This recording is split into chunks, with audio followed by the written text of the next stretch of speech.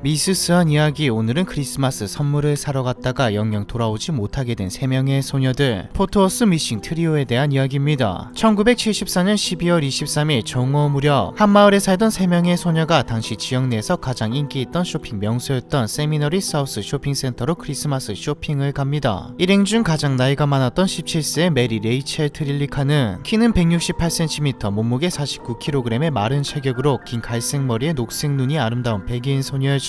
사우스웨스트 고등학교에 재학 중인 학생 신분이었지만 21세의 남편 토미 트릴리카와 6개월 전 결혼해 일찌감치 가정을 이룬 유부녀이기도 했고요. 레이첼은 평소 친하게 지내던 14세 이웃집 소녀 리사른의 윌슨을 데리고 쇼핑센터에 가기로 되어 있었습니다. 그런데 두 사람의 이야기를 들은 9세 소녀 줄리엔 모슬리가 자신도 함께 데려가달라고 조르기 시작했죠. 놀아줄 사람이 없어 심심하던 차에 동네 언니들이 재밌는 곳에 간다고 하니 따라붙은 것입니다. 하지만 레이첼과 리사는 쇼핑센터에서 긴 시간을 보내고 싶지는 않았죠. 특히 리사는 남자친구와 오후 4시까지 크리스마스 파티에 갈 예정이라 최대한 빨리 장을 보고 돌아오고 싶었거든요. 레이첼은 어린 줄리에게 쇼핑센터에 가도 금방 돌아올 것이라고 얘기하고 그래도 가고 싶으면 부모님 허락을 받아오라고 이야기했습니다. 줄리는 한달음에 달려가 어머니 라얀 모슬리에게 언니들과 나갔다 와도 되냐고 물었죠. 라얀은 돈이 없으니 그냥 집에 있으라고 했지만 줄리는 집에 혼자 있으면 심심하다며 보채기 시작했습니다. 딸의 성화에 못 이긴 라얀은 저녁 6시까지 돌아오는 조건으로 외출을 허락하죠. 딸보다 서너 살 많은 리사가 동행한다고 하니 크게 걱정될 건 없어 보였고요. 이렇게 결성된 트리오는 레이첼이 운전하는 1972년형 올즈모빌 98을 타고 쇼핑센터에 도착합니다. 쇼핑센터는 크리스마스 분위기로 들떠 있었고 소녀들은 쇼핑센터 곳곳을 누비며 쇼핑을 즐겼죠. 하지만 시간이 흘러 리사가 남자친구와 파티에 가기로 약속했던 오후 4시가 지나고 줄리가 엄마와 약속했던 저녁 6시가 다 되도록 소녀들은 집으로 돌아오지 않았습니다. 소녀들이 걱정된 가족들은 쇼핑센터로 향했고 당일 저녁 6시 30분경 상층 주차장에 주차되어 있는 레이첼의 차를 발견했습니다. 차 안에 소녀들이 구입한 것으로 보이는 물건들이 있는 것으로 보아 소녀들은 그날 오후 쇼핑을 마치고 차로 돌아왔고 이후 어디론가 사라진 것 같았죠. 가족들은 소녀들이 아직 쇼핑센터 내에 있다고 판단하고 모든 매장을 돌아다니며 매니저들에게 소녀들을 본 적이 있는지 물었습니다. 또한 소녀들을 찾는 안내 방송을 해달라고 부탁했지만 소녀들은 그 어디에서도 나타나지 않았죠. 가족들은 밤이 늦도록 소녀들이 나타나지 않자 경찰에 신고를 합니다. 시종 사건은 포트워스 경찰서 청소년 부로 넘겨졌죠. 가족들은 소녀들이 끔찍한 범죄에 휘말린 것 같다고 주장했지만 경찰들은 단순 가출일 것이라 추측했습니다. 가족 간의 불화도 조짐도 이전에 집을 나간 적도 없었는데도 말이죠. 경찰은 가족들이 원하는 만큼의 신속한 조치를 취하지 않았고 결국 답답했던 세 소녀의 아버지는 산탄총을 꺼내들고 레이첼의 차 주변에 잠복한 채로 혹시 돌아올지 모르는 소녀들 또는 사건의 범인들을 기다렸죠. 소녀들이 단순 가출했다는 경찰의 주장은 실종 다음날 레이첼의 남편인 토미 앞으로 편지 한 통이 도착하면서 뒤집히게 됩니다. 토미가 받은 편지 봉투 왼쪽이 모서리에는 레이첼이라고 연필로 휘갈겨 쓴 이름이 적혀 있었는데 철자를 틀려 고쳐 쓴 흔적이 남아 있었죠. 또 남편의 풀네임 토마스 A 트릴리카라는 글자가 적혀 있었고요.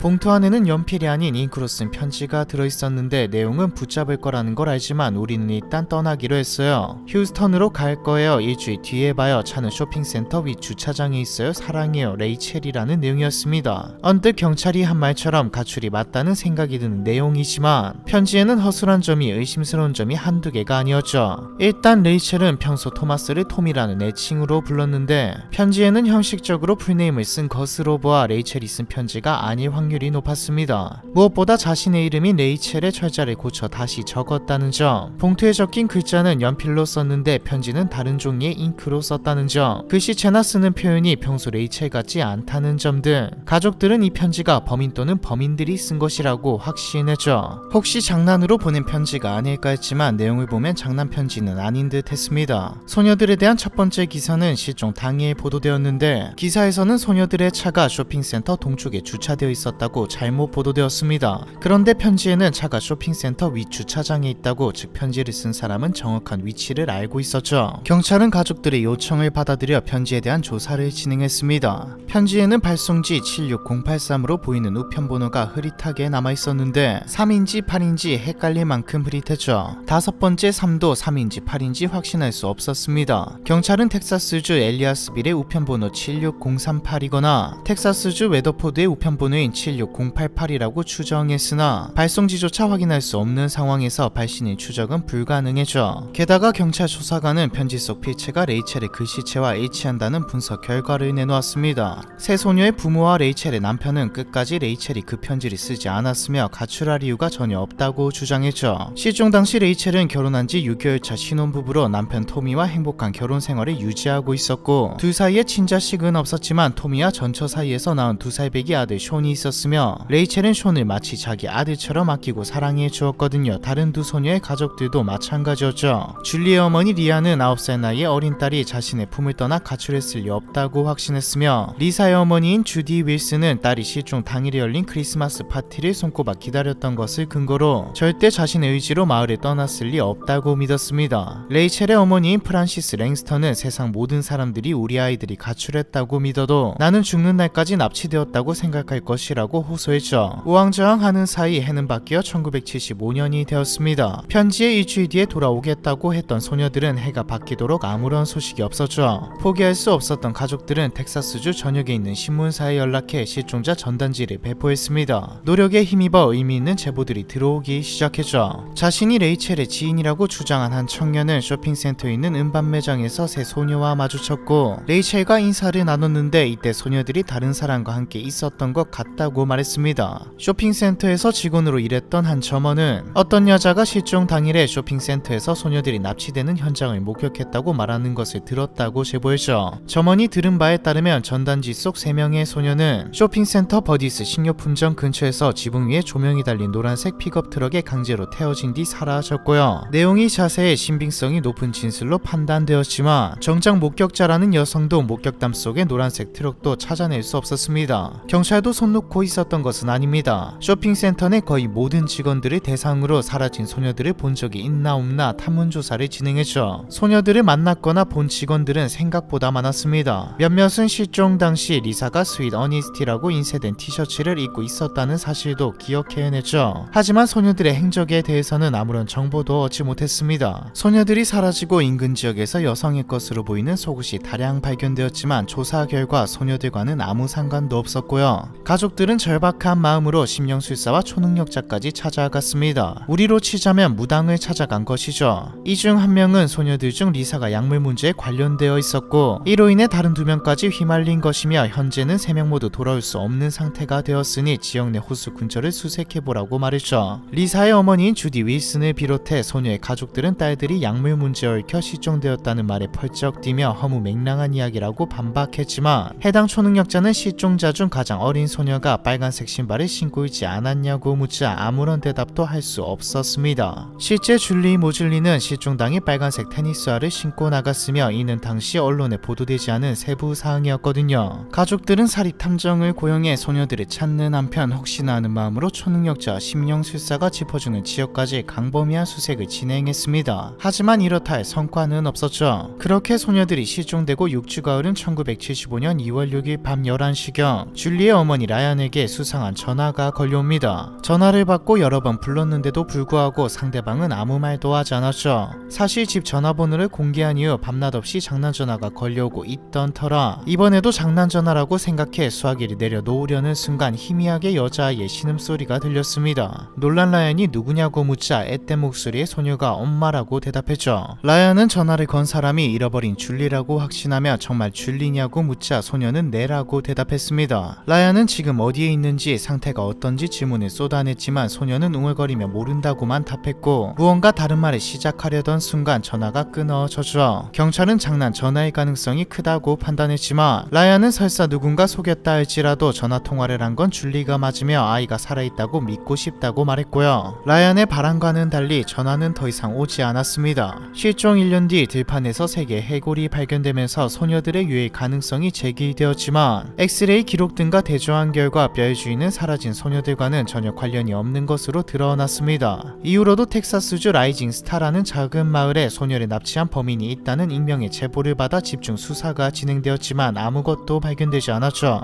1981년 봄에는 브리조리아 카운티 늪 지역에서 인간의 유골 일부가 발견되는 일도 있었지만 한 달간의 조사 끝에 소녀들의 것이 아니라는 사실이 밝혀졌습니다. 이후에도 소녀의 가족들은 인근 지역에서 신원 미상의 유골이 발견되거나 추가 목격자가 나올 때마다 혹시나 하는 마음으로 달려갔고 그때마다 확인하고 절망하는 과정을 반복해야 했죠. 했죠. 시간이 흘러 1991년 10월 에도라도 제인도 살인사건의 범인 제임스 맥알핀이 믿지 못할 진술을 늘어놓으며 버트워스 미싱 트리오 사건은 다시 한번 주목받게 됩니다. 맥알핀은 1991년 7월 10일경 자신의 전 여자친구이자 데리고 있던 매춘부 여성을 살해한 혐의로 붙잡혔는데, 살해된 여성이 버트워스에서 실종된 소녀들의 친구이며 가출한 소녀들과 같이 매춘부 일을 했다고 진술했죠. 하지만 맥알핀과 살해된 여성의 행적을 추적해 알리바이를 확인한 경찰은 맥알핀의 증언에 신빙성이 없다는 판단을 내렸죠. 새로운 진술이 나오고 아직까지 제보가 이어지고 있지만 사건은 해결될 기미가 보이지 않고 있습니다. 유일한 증거인 편지는 수십 년 동안 연방수사국을 포함해 전국의 필체 전문가들에 의해 조사됐으나 레이첼이 쓴 것인지조차 확실한 결론이 내려지지 않았죠. 하루아침에 사라진 3명의 소녀들, 버트워스 미싱 트리오에 대한 이야기, 이번 편은 여기까지입니다.